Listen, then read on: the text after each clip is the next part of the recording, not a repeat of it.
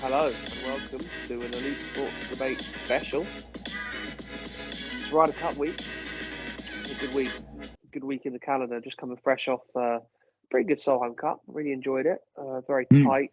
Really enjoyed the Sunday as well. It was extraordinarily tight all day. I know this is a Ryder Cup pod, but I did want to just briefly touch upon that because it's relevant, and it was the week before, and it kind of gives us a bit of. I thought motivation, that was the best thing, and I've really said this about like kind of women's sport, like women's sport, in order to be like out there on their own. I think they do need to piggyback off the men sometimes. Yeah. So there's a lot of hype around team golf at the moment. Putting it the week before. Best thing that they could have done. So it really emphasised the kind of like, this is what's happening now. So it was best decision. Congratulations to the organisers. The course, I think Courtesan, just looked an epic venue for Ryder Cup. I've actually played the golf course. I think I mentioned to you before. It does not do it credit how much elevation there is on that golf course. It is honestly, and it's so hard. Like your ball will not hold on the fairways. So yeah, some stellar standout performances from oh my God, Irish Maguire was brilliant. Leona Maguire. She's like an Ian Poulter. She's just amazing in the Solheim Cup. Like, just raises her game. Proper. Yeah, I mean, look, Cup player. Look, I am most certainly not up to date with women's golf. Like, she's good. All. She's good on tour. But she's very much like a Poulter. Raises her game for Solheim Ryder Cup. Very much so. Yeah, I mean, I saw a crazy stat about women's golf anyway, that they literally never missed the fairway. Like never missed the fairway. I saw that. It's something like 92% fairways hit or something ridiculous. Yeah. So like when you are a short hitter, like that's such a negative because even the long hitters are hitting fairways. So the fact that she only pats it down there and has like 4 hybrids in the bag. Fair dues to her, honestly, because if you're going into these elevated greens with hybrids, fair dues, like really fair dues. So it was obviously a good week for us. I don't love a draw. Just as a general concept, I never have. I'd rather lose than draw. I just hate a draw. And I hate the retention because of a draw. It's like shouldn't matter what happened 2 years ago. No, it doesn't matter what happened. It doesn't matter what happened 2 years ago. It did, sadly, because we retained, but it shouldn't. Yeah, I think what a great opportunity to do something crazy. I don't know, do a nearest to pin, 12 players each, nearest to pin, or force some sudden death, or what my mate said to me is quite interesting. Do alternate shot with all 12. So pick your order. Charlie Hull goes first. Bang. Who's your second best player? Saganda goes second. Bang. Let's say they halve the first. They've had 4 shots. Who's your 5th best player? Bang. They tee off on the next hole. So you have like a 12-person alternate shot. Yeah. Something crazy. Why not? I said to you, 6-hole playoff. Pick your best player. Do that. There's loads of things you can do. But imagine. Take it back. Imagine you're doing that, and USA say our best player is Tiger Woods, and we turn around and go, our best player is Lee Westwood, and it's Lee Westwood, Tiger, 6 holes, boom, off, away, on it. Whatever you want to do, I think something should be done. And it wasn't a disaster, but we're celebrating going mad, and I get it. We retained, but we didn't win it. I would honestly, I guarantee, I really firmly believe I would never have gone crazy over a win, which is a draw, and USA didn't lose. They can't be that downbeat because yes, they haven't got the trophy, but they didn't lose. Yeah. I just think people almost forgot that it was a draw. People were celebrating wildly for Europe, and USA teams were in the mud. They didn't even win it. It was a draw. So, look, it's great. I'm not taking that away from them. Well played, especially after being 4-0 after the first session. Great. Do you remember Do you remember we had a conversation about this in cricket with the Old Trafford Test match, and it rained off, and England battered Australia, but basically Australia played the weather maybe, and then the weather did kick in, and then it ended up being a draw, even though like the draw was the Ashes, really, and it cost us the Ashes. Yeah, this feels very similar to me. Yeah, like it's an unjustified result.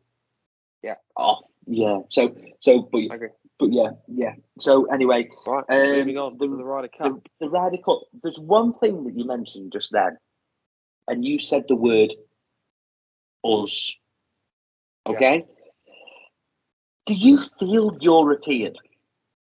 That's a really good question.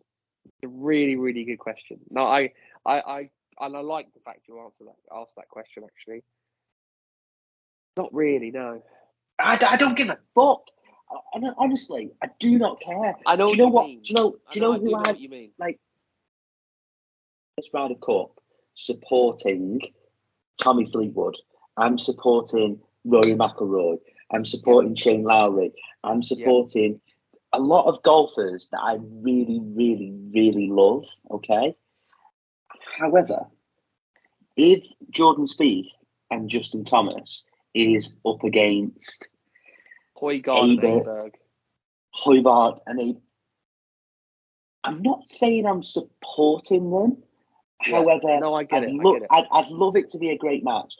I have never referred to Europe as us because, I've got no affinity to Europe. What's Europe? What is Europe? I would rather Tommy Fleetwood won 5 points and Europe lost. It is really interesting. I completely understand what you're saying. And it's hard not to be political about it as well, because it keeps running through my head, the whole leave stuff. You know, we've left the European Union. You voted for it. Yeah. That's on false promises, really, like most people did. Clearly, most people, because it happened. But yeah, we're not going to turn this into politics. But it's just interesting how we left the European Union. Yes, we're still in Europe, but we left the European Union, and now we're cheering on Europe. It's a bit like, hang on a minute.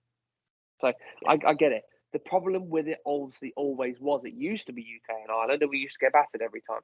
So the good thing now is it is a really, really close event, but it's a really interesting point that you make. I'll obviously be cheering on Europe, but I completely understand what you're saying. 99%. It's a strange one. It is a strange one. But what it does give us is extremely. I mean, they're pretty much exactly the same odds now. European. You're not. You. Let's take it back. Sorry, because obviously this is a new Europe that we're looking at. But take it back. Thomas Bjorn is playing Tiger Woods in the singles. Who are you cheering on? I would still slightly say Thomas Bjorn because I'm a very proud Englishman and we are in Europe. We're not in the European Union, but we are in Europe. And although we don't we don't have an affinity with Europe, we're more European than we are American. Yes, Tiger Woods. It is Tiger Woods. I get that. But any other time of the year, I support Tiger Woods over anyone, but not in the Ryder Cup. You're wrong. But anyway, it's just a really interesting point.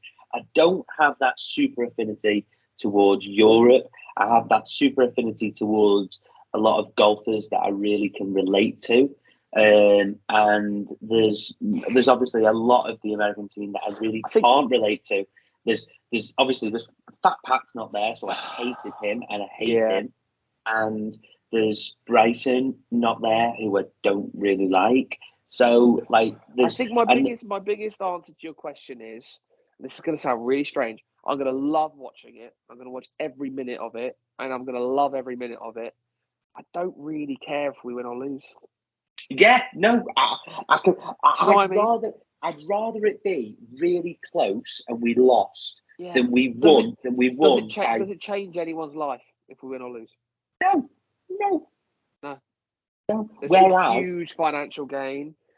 Most of these players have won the Ryder Cup anyway. Does it really matter? Really? Deep like, down? I'd love Aberg to come out and be an absolute goat. Like, people are talking about him being. I heard Sam Torrance use the word sugar the other day. Bloody Sugar. hell. Chill out, everyone. Sugar. Like 6 months ago, we didn't know who he was. Yeah, sugar. It's madness. Yeah. So Sugar. look, there's So a lot of we get- hype. There's a lot of hype around Aberg, and I'm mixed. The reason I'm mixed is when he was picked, I didn't really agree with it because he hasn't really been on the scene that long. Yes, he won the event before, but I think I might be wrong. There's a chance it's too soon. He's young. He's burst onto the scene, and he's been thrown straight into the deep end. The Ryder Cup is not an easy thing playing. You've had people with a lot of experience that have crumbled. If he does one in the Ryder Cup, he's the real deal. Yeah, Brooks Koepka is looking at him going, I'll eat him alive. Like a mentality monster. I hope he doesn't. I hope he doesn't. I'm cheering him on because he's on our team, and I hope he does on well. Our and I hope team, he is the real deal. On our team. Who's your team? Your team doesn't exist, mate. Your team doesn't exist. Where are the Albion? Are the Albion playing? yeah. So yeah. I'm not. Yeah, that's a little bit off topic. We did write a little bit of a kind of subtitles to go along with this, but yeah, that's just something that I definitely wanted to pick up, and it was something that obviously what you said there, but I think it is something that sits with me. Doesn't really. No, I understand. I wasn't expecting that question, but it's a really good question. I think a lot of people agree, though. I remember speaking to Goodway about it when I went to quickly our memories. I think it's a nice tangent into our memories of the Ryder Cup. I've been to four, 3 in Europe, 1 in America. I went to Celtic Manor 2010, Glen Eagles 2014, Paris 2018, and Hazeltine 2016. I was thinking about going this year, but if I'm being completely honest, PJ always email us about details of it, and I didn't get the email for some reason this year.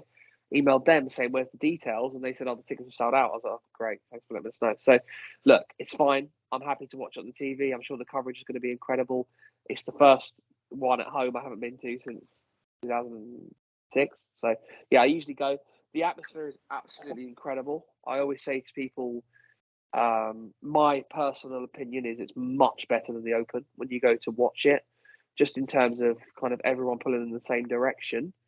I've said to you before that going to watch golf is the worst sport to watch live. And look, we're very fortunate that we've been to a lot of Opens. I've been to pretty much all the definitely the northwest, but and then one up in Scotland, and Opens, and I've been to a Ryder Cup. I went to Glen Eagles. No, Glen Eagles. Yeah, I remember seeing Glen Eagles. Yeah, caught up with Glen Eagles. Yeah. And so I was up for the Friday of Glen Eagles. Really, shout out to my friend. We were hosted by Bushnell. I stole so much merchandise. It was unbelievable. But like, it felt like royalty for the day. It was really good. Yeah. I mostly agree with you. What I would say is I think it's more appropriate at the Open. I've been to a couple of Opens, and I agree it was a bit average. And I think where it's slightly different is, and where Paris was really good, was they built the golf course for a Ryder Cup. So you could go down to that 16th green, par 3, and see everything. Because you were 30 deep and you could see everything. Because it was built like this. So Ryder Cup courses, especially ones that are built for it, like this week and like National, are actually quite good for viewing because they're built for it. What you also get as well, especially in the doubles, is you've got 4 matches in the Open, there's 50 tee times.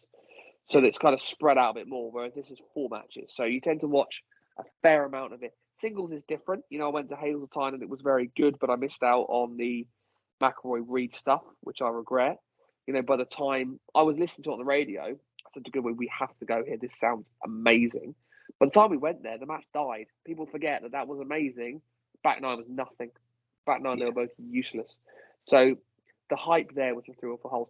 My biggest, fondest memories of Ryder Cups are first tee grandstands on Friday. Yeah. That was where I was. That was where I was for Friday and watching them. But they tee off so bloody early. So early. So early. You're literally a good memory of mine as well was at Glen Eagles, yeah, and Celtic Manor did the same thing, by the way. Well, you get there in the dark. You get there in the dark, and let's say 4:30. Have a barrier, and Celtic Manor, I'll never forget. We sprinted down this dark alleyway at 4:30 in the morning, muddy, dark, tight alleyway. Everyone falling over each other. Sprinted up the hill to get into the grandstand. We just got in, luckily, but it's a complete free for all. It's literally first person there gets in. We did exactly the same at the Glen Eagles. We did exactly the same at Hazeltine. I was puffing. It was like, come on, I haven't come all this way not to get into the first grandstand. I was puffing. This is a 15, 20-minute run. I was like, fuck. So, but again, it's good memories. It's what you look back on. And luckily, we've got to the first tee grandstand. Anyone that goes or is going for the first time, anyone who happens to be listening or wants to go, get into the first grandstand on the Friday. Because that's my fondest memories. Just the hype, the atmosphere. It's something pretty special. So all the kind of down, you'll see it on the right hand side of the first tee is where all like the posh seats are. We were in that. That was so we didn't really have that super atmosphere, but like Jesus, we were there. We could see it. Glen Eagles was so foggy that first day. Like you couldn't see your ball.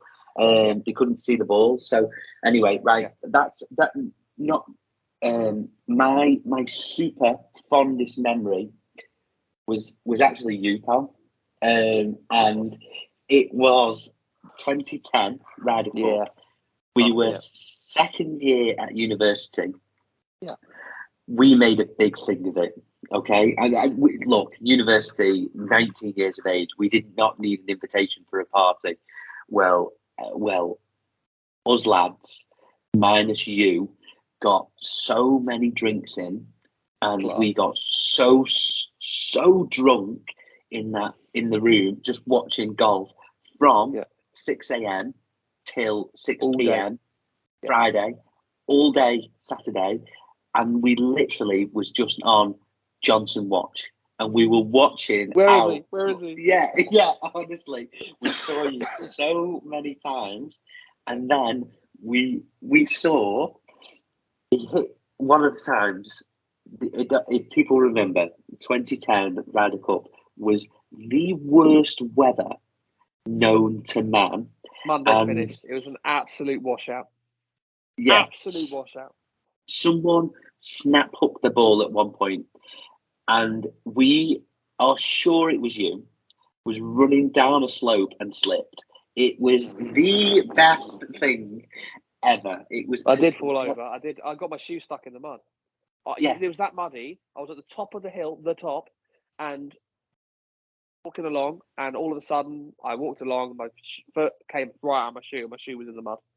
But it was so muddy. I mean, Celtic Manor is one of the muddiest courses I've ever played, and for such a championship golf course, I played it in the mud as well. It's so susceptible to getting wet. Yeah, crazy. But just really quickly on 2010, my best moment at a Ryder Cup was G-Max putt. That's noise I've heard at a sporting event by a long way. Like that was. There's not many times where I've almost been deafened, and there's been some good moments at the Amex, but there's not many times where at an away game, Palace away when we score whatever. But there's not many times where I've been deafened by a noise. And G-Max putt on 16 was deafening. Yeah, I mean, I loved the Hunter Mayhem dunk like The dump, the the duff just at that front of that green. Oh my It was God! interesting. We were by 17 green pretty much the whole day at a prime spot. But because of what was happening, it looked like the match was going to end on 16. So we went back to 16, which was good because we saw GMAX Park, we saw the Raw. But then we lost our spot on 17. If we'd stayed our spot on 17, we definitely would have walked onto the green, which would have been class. But yeah, no regrets. Look, it is what it is. We were by the green for 16. So, but yeah, it was a weird one because, like I said, it was Monday finish. We had to scramble to get an extra hotel room.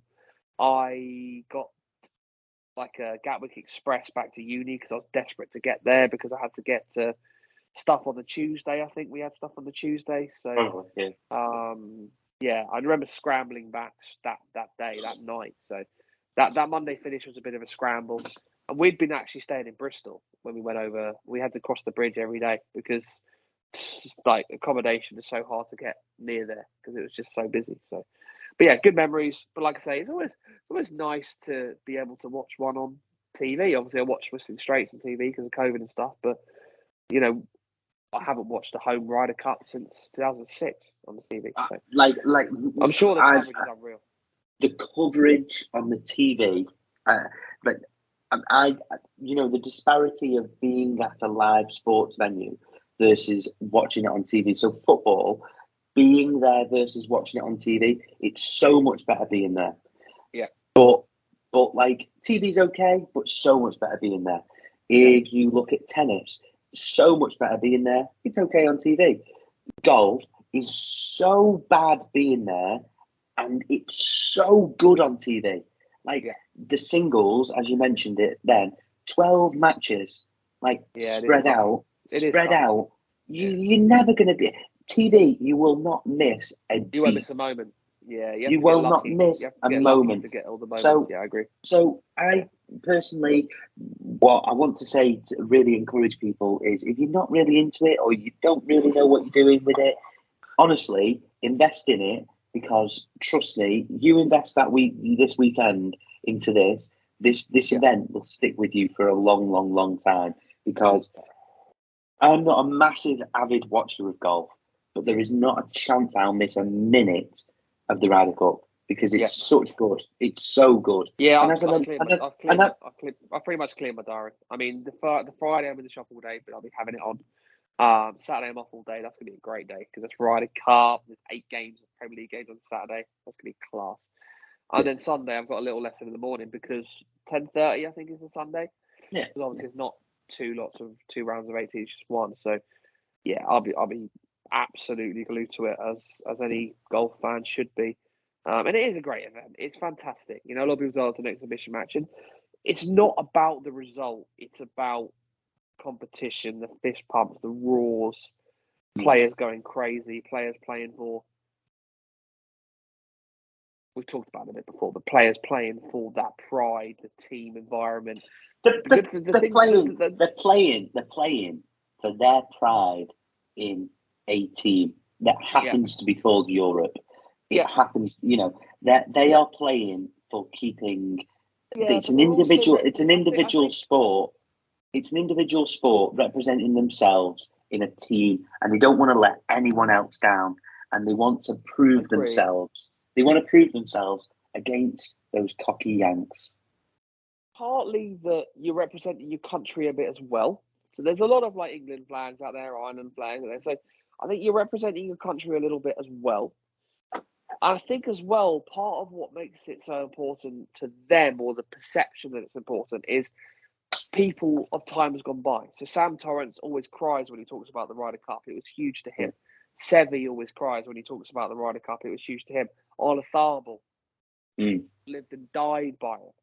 Cried when we won it. So I think historical figures have told the modern players historically how much it means.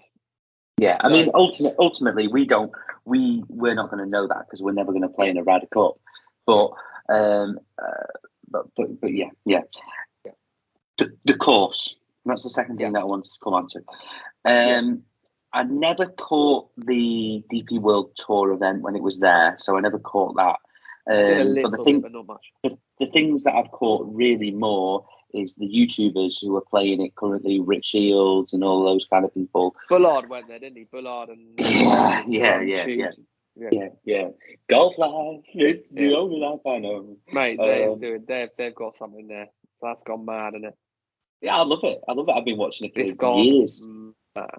Yeah, I've But been just watching recently, it for it's years. gone mad. When I went to Wentworth on Pro-Am Day, they were there, and my God, the following they got was scary. Yeah, legend. I don't know if you've seen it.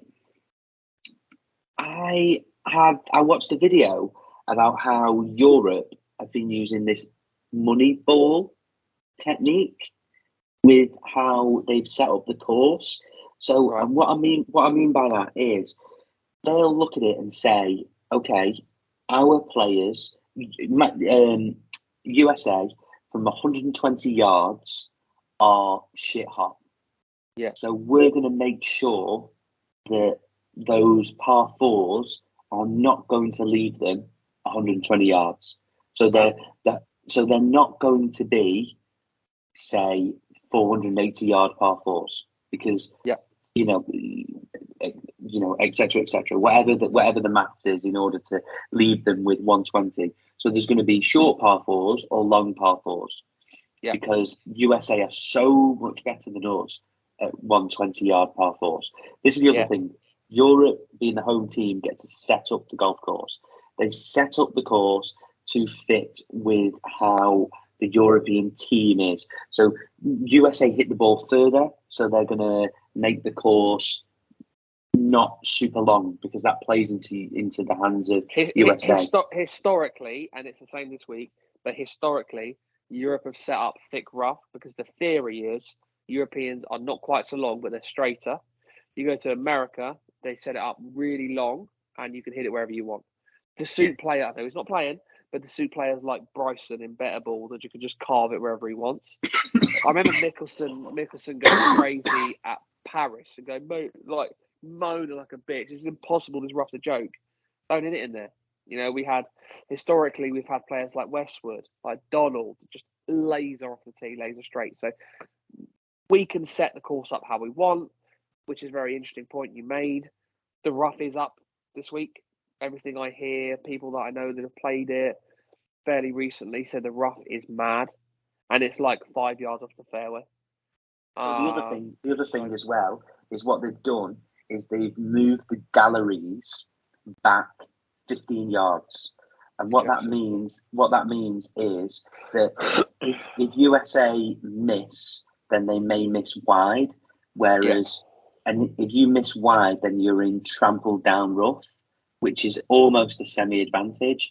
Whereas if USA miss now, they're still going to be in the rough. Whereas if Europe miss, they still would only ever miss short anyway. So therefore, so etc. There's basically a lot of kind of AI or kind of a lot of technicalities have come into it, a hell of a lot more than was in previous years, where it was like, this is the course, and then also stuff like faders of the ball. So Europe have got like 8 faders of the ball. So say in the morning they're going to pick, this is our 8 players. Then they're going to basically put all the flags on the right hand sides of greens. So because we can fade the ball into it, whereas USA don't have that privilege to know that and set the course up. So they basically choose where the pins go. So there's a lot more that goes into it than I think people appreciate. Yeah, and I think on that point, I think a nice tangent link to that is home advantage is massive. I keep saying this to people, and the amount of people I hear that say, "Oh, America are going to batter us. America are going to batter." They haven't won in Europe for 30 years, right? I don't think that's a coincidence. I'm not saying they can't. Of course they can. There's a reason why we win all the time at home. And it's partly, like you mentioned, we set the course up how we want it. Americans don't tend to come over here and play that much in Europe, although they're playing a bit more now, but still not much. They're not used to thick rough. They're not used to not having the following. There's loads of little things. But the facts are they haven't won in Europe since '93. And people will go, yeah, but the team's the strongest it's ever been. Tiger Woods was on teams for 20 years. Prime Phil Mickelson. They've always had a good team on paper. Always. Yeah, always. Always had a good team. Furyk was mustard in his day. You know, Yeah. so And Furyk was a very European player. You know, he hit the ball straight and he hold puts. So I went to predictions kind of nicely as well in a minute, but based on that, based on they haven't won in Europe for 30 years, and also I think something that people forget is in the doubles you choose 8 of your 12. Now our top end, in my opinion, better than their top end. I think, let's say they paired together Rahm and McIlroy. I think Rahm and McIlroy would beat anyone. Let's say they paired McIlroy and Hovland together. I think McIlroy and Hovland would beat anyone. So that's it. I just want to ask you that. Do you go strong,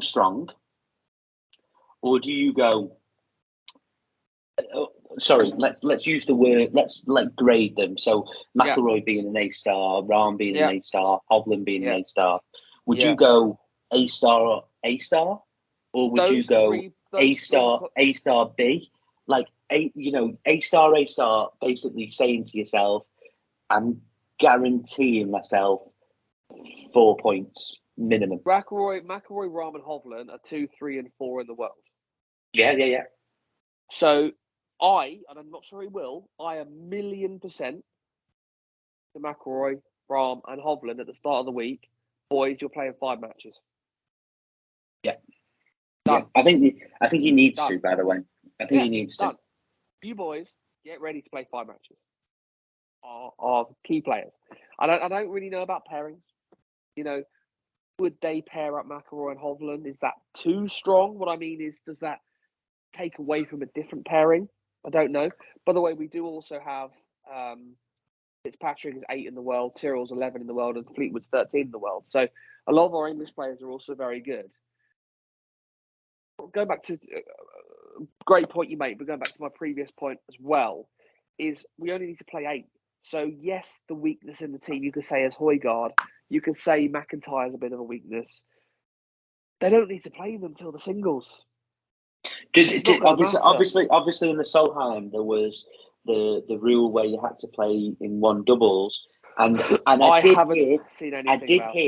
did hear Luke Donald in one of the press conferences say he is going to try and he's going to get everyone out day one.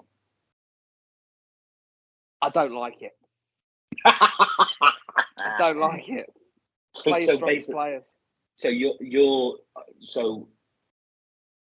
I wouldn't have picked Højgaard, but I would be giving him 1 doubles match tops. Yeah, granted. I seriously, if he's going to play him day 1, he's not going to play him day 2. And but at the same time, if someone's going to miss out all 4, someone's going to miss out all 4. Is what it is. Get over it. Do you know? The other really interesting thing that the captains get to choose, or the European captain, is what order they play foursomes and 4 balls. Yeah. So they can choose foursomes or 4 balls in the morning or the afternoon. So it's really interesting. Do you? And then this is the other thing. So Hoberg, whatever he's fucking called. Aberg, yeah. Aberg, and the other choppers. Do you play them in 4 balls, or do you play them in foursomes? Probably 4 balls. You get away with it more in 4 balls. Do you think? Yeah. But you need to make birdies. You need to make birdies. Yeah, but if you're playing with McIlroy and he shoots 61. Remember, who was it? Colsaerts went ballistic in Medina. He did. In the doubles. And he shot like 11 under or something. 6 deep in 6 holes. Westwood was a passenger. He was. He shot like 1 on the left, had a good round of golf, but he was 10 behind Colsaerts. Every hole, Westwood was like. Yeah, but the thing is Colsaerts was probably looking at it where, say, Westwood had like a 30-foot putt for birdie. he cozies it up to the hole, then you're looking at it going to yourself, well, like if your partner's got par and he's half the hole, and you've got this to win the hole, and it's a birdie, you I'd be tempted. I understand what you're saying, but I do think that you're a bit freer in ball. The spotlight's on you. If McIlroy birdies and Aberg hits it in the pond, they can still win the hole. If Aberg hits it in the pond and foursomes, they lose the hole. Yeah. The other really good point that there's. What about a sacrificial lamb? USA are going to go so strong in that first fixture. Yeah. Just stick like Tyrrell and. You don't think so? Tyrrell's a good player, though. Tyrrell would be in my top. Yeah, no, but like you're getting him out there, aren't you? No, but like Tyrrell and McIntyre, just fucking do it. I know. You're looking at it going like, oh my god, but like Tyrrell and McIntyre, and then they're up against Scheffler and Brooks, and you look at it and you're just like, they've got a 10-1 chance of winning. But yeah, and by the way, I think Scheffler is going to have an absolute stinker. I hope so. Yeah. He's a flusher, mate. Though he's a flusher. He can't put. Not great at putting, but he's a foursomes player. Oh yeah, foursomes. He's a flusher. He might not need to putt. Hit it to 8 foot and get someone to putt for him. It's true, isn't it? Just keep stiffing it and get someone to hold his putts for him. Like, he's a flusher. So we'll see. But no, it's gonna be interesting. I think I would say to McIlroy, I think we have a big three. I think that's fair. I think Rahm, Hovland, and McIlroy are a big three. And I'd be saying to them, you're playing every game, boys. I would then say we have 3 more, and I would say that Fitz, Hatton, and Fleetwood. I think they're our next 3, who I'd be playing most games. I would be playing all 6 of those first morning. And then you look at players, if you want experience like Rose, been there and done it. Maybe Lowry, both fine. Straka's had a good season. So then you're looking at those players, and then I think you're into the Abergs, the Højgaards, and the McIntyres. If he's going to get all 12 out, he's not going to go in the morning. He's not going to go them top 6 that you just said. Yeah. But again, I understand that Fleetwood. I understand the top 6 aren't going to get 5 games each. I get that. And I'm happy to switch around a little bit there. But I ain't dropping the top 3. No chance. Boys, you're playing 5 games. Yeah. And if that means that McIntyre and Højgaard don't get a game before the singles, so be it. Yeah. You boys are playing 3 games. Playing 5 games. Simple as that. Non-negotiable. I'm a bit tired, Luke. Get out there. Don't care. You're Rory McIlroy. And then obviously it brings us on to so obviously they're the pairings, and we're just talking out loud when we think about this. But the singles, what a day that is! What a day! And going on to that nicely as well, I think my prediction is my biggest prediction is I would be very surprised if we're not ahead going into the singles. Very surprised. I really think we're going to be ahead in the doubles. Strongly. Okay. Just because, like I said, I think our top 6 and our top 8 is similar. Our bottom 3 is weak. Now, they may get found out in the singles. Sugar. I'm not saying... Yeah, but... Don't know, do you? Is it going to turn up? Is it too soon for him? Maybe. For me, by the way, Brooks Koepka is their strongest player. So if Sepp Straka is drawn in the singles against Brooks Koepka, it's done. You could put Koepka in your Koepka, wouldn't you? Morikawa versus Morikawa's probably going to win. I don't know, a random Homer versus McIntyre. You'd have Homer in your Aki, wouldn't you? So the singles, again, I back McIlroy, Hovland, and Rahm to beat most. Mm-hmm. But where we're weak, mentioned in the doubles, doesn't matter because it's an 8-person team. So I think we'll do well in the doubles. Historically, we do well in the doubles, and historically, America come back in the singles. We tend to be slightly more team players a bit as well.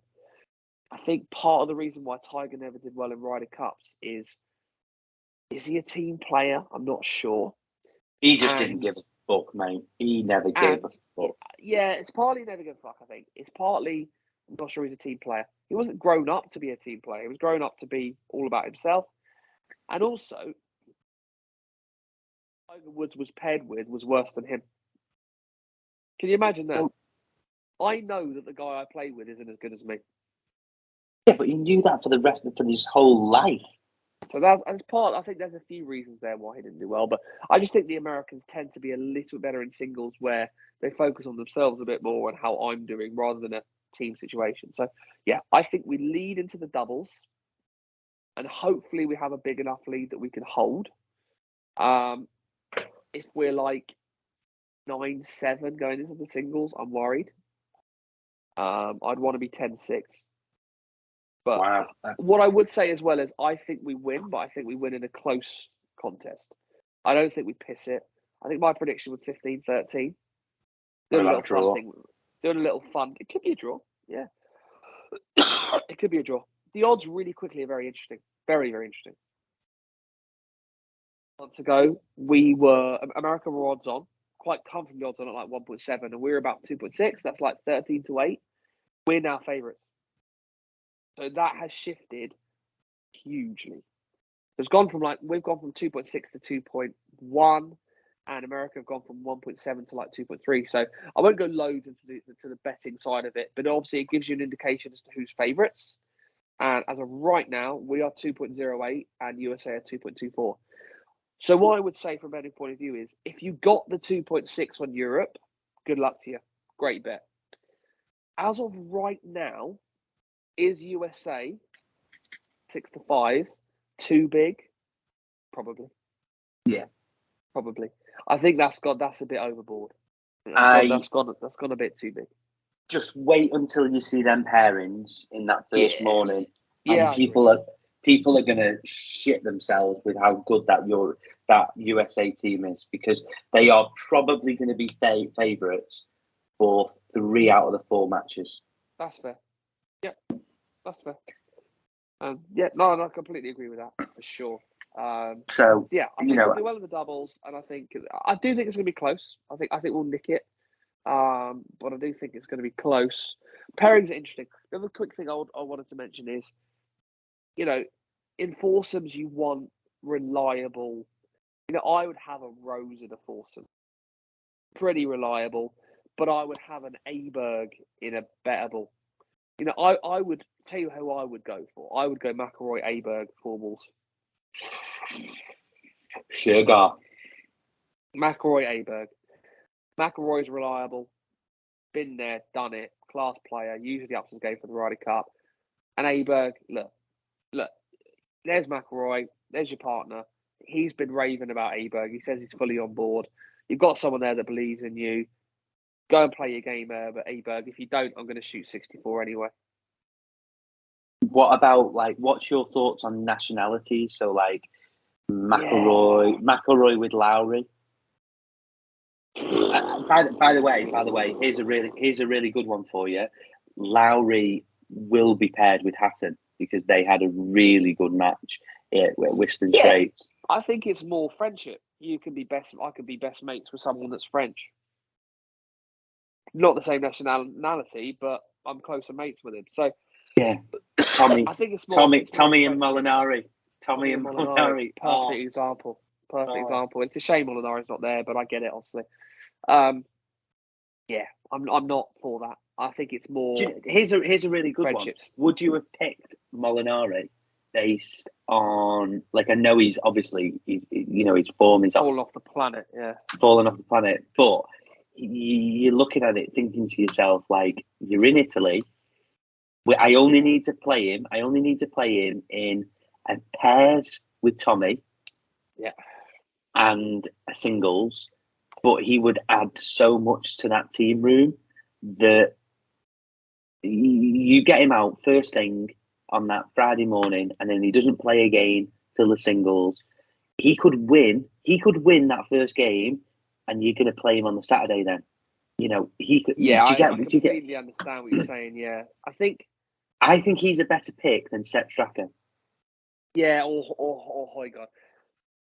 Straka, I think, might surprise you.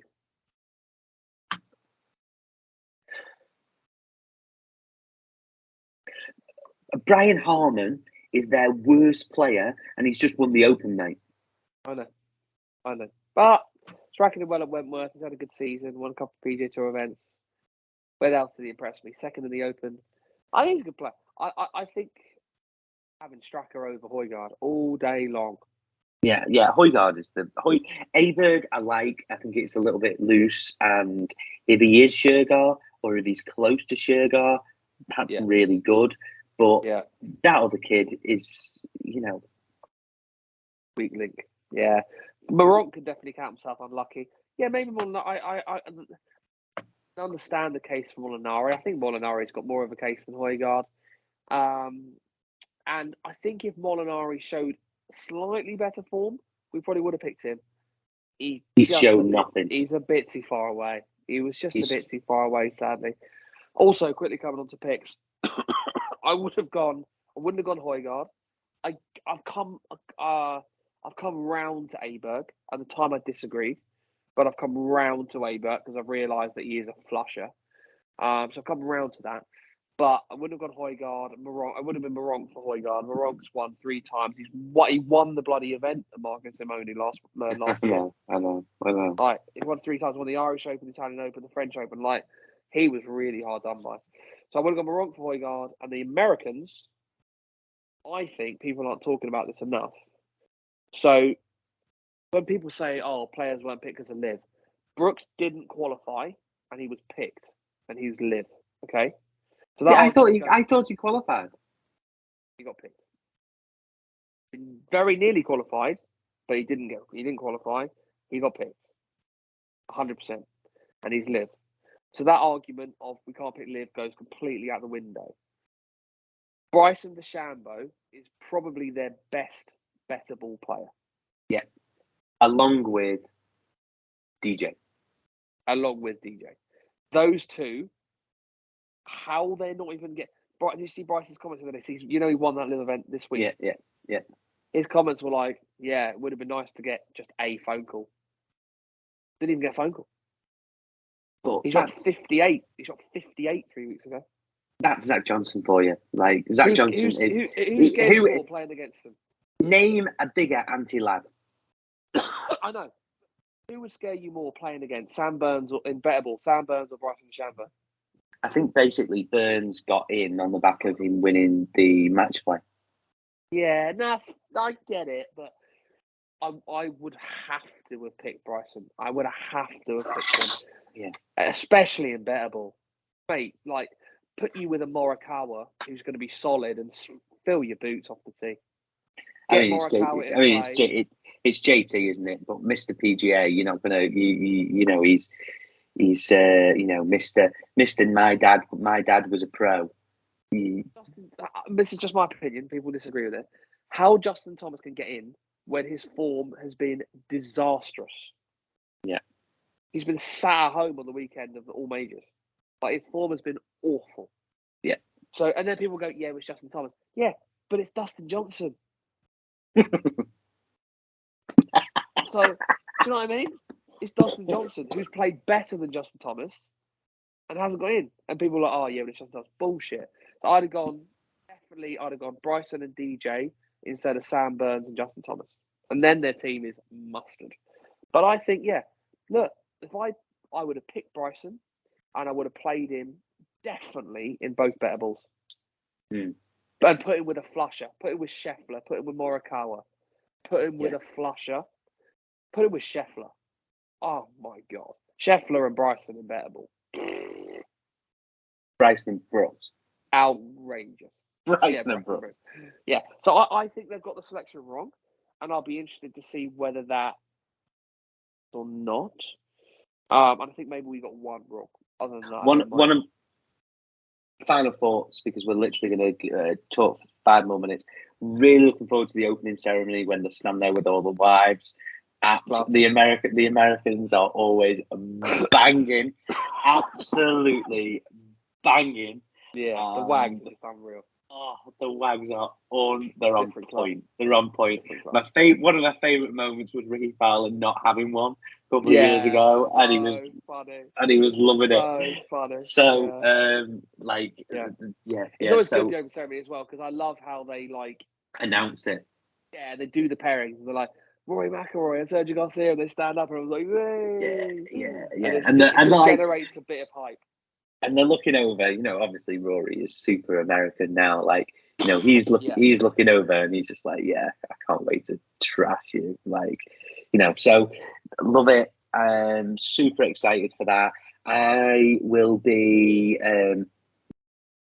Some of us work where we actually have to work for a job, so Friday will be. You need to sort that out, mate. You need to sort it. Lots of phone jobs and on the laptop, and trying to consume it as best as I can on Friday.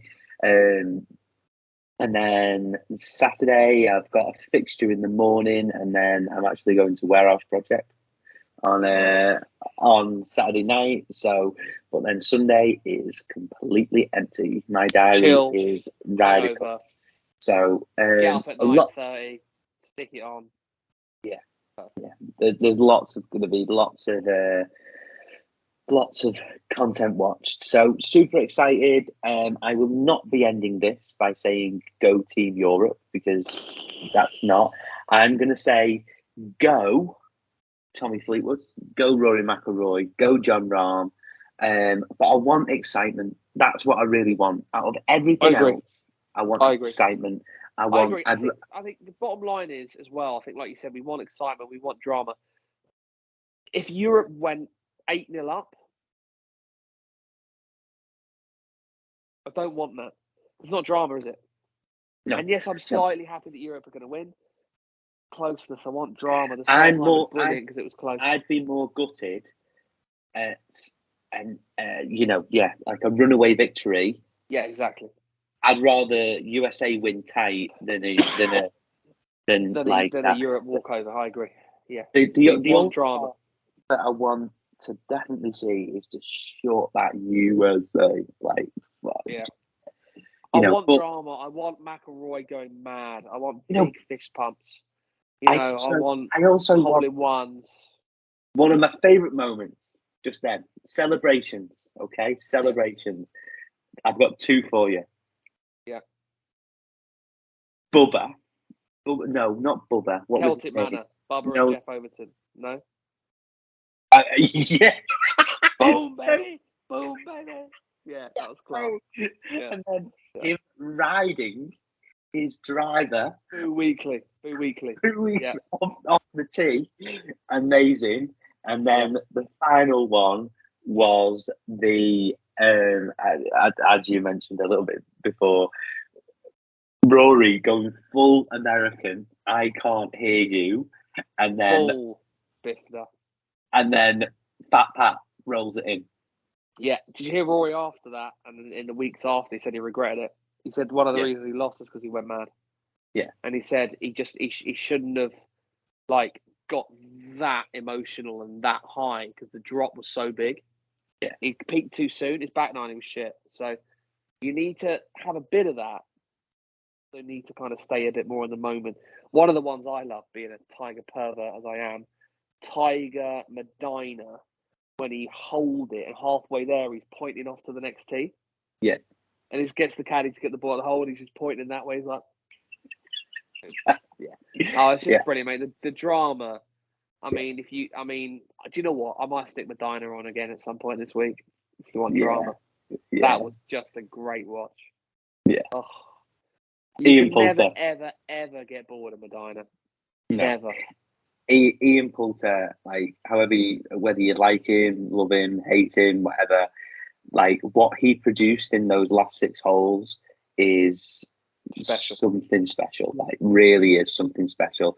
And I think he was playing with Rory at the time, and Rory literally just sat back and just was like, that unbelievable. was the Saturday to kind of keep us in it.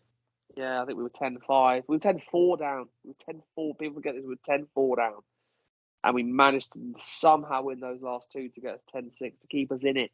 I remember Paul were going mad for 10-6, and I kind of thought, why is he going mad? Because he's still going to lose. But that to get to 10-6 was arguably what won us the Ryder Cup. Yeah, and it gave us that little bit of momentum going into Sunday and that little bit of belief. Do you know what I want to highlight as well to you? That this being, you're going to watch this, and because you're not there this year, you're consuming it at a great time. Whenever you watch a Ryder Cup and it's away from home, it's always at an awful time. And yes, true. It's true. Honestly, strap yourselves in, enjoy.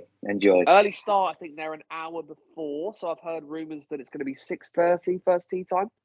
Yeah, that's what it was for. That's what it was when it was Finger Courtesan was 6:30. So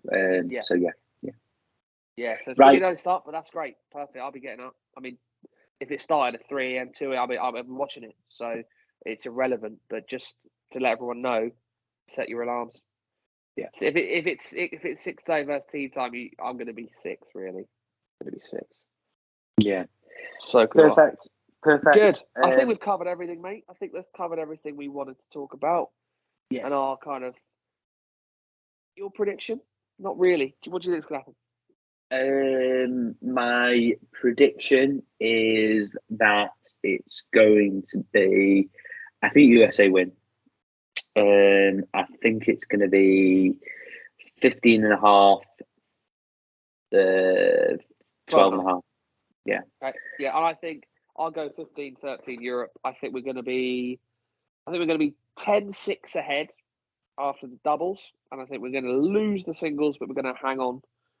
I just think that there's too much reliance on those 3 players, and if those 3 players don't get those results, there's so many points that can come from the USA team that I can't see McIntyre getting a point. Yeah, I think part of the reason is, my personal opinion, is home advantage is huge. There's only one since 2001 that's been won away home, and that was described as a miracle. Yeah, fair enough. The only Ryder Cup that's been won away. I would always tend to back, I might be wrong, but I would always tend to back the side that's playing at home.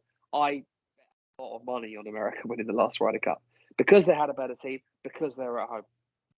Hazeltine was very one-sided, but Glen Eagles was very so. Home, go through the results. Home advantage is massive. Yeah, it might be different this time. Yeah, and I won't be betting because I don't need to. So I agree. So yeah, you don't need to because it's so good anyway. I might have a little poke on some correct scores. When I went to Hazeltine, I poked the correct score and won a fortune. I think I had something like, I backed the correct score in America. I think it was 16.5, 11.5. And I had like 20 or 30 quid on at like 40 to 1, and it covered my holiday basically. And I remember it being funny because I remember the last game was a concession. So I think Bubba Keimer conceded the last hole to tie because they didn't care, and that won me 1,500 quid. Yeah. Hilarious. So I might have a little poke on some credit. And what I will cover is small European victories. 15-13, 15.5, 12.5, things like that. Yes, look forward to it. Can't wait. It's going to be brilliant. Perfect. Anyway, catch you in a bit, guys. Thank you so much. Thanks for listening. We'll be back. We'll be back with a normal pod next week, and we'll go from there. And a few things to cover because we missed out a little bit, so we've got a few things to catch up on Premier League. We've quite a few boxing things to come up and stuff like that. So lots to talk about. Good. Thanks for listening. Bye. Bye.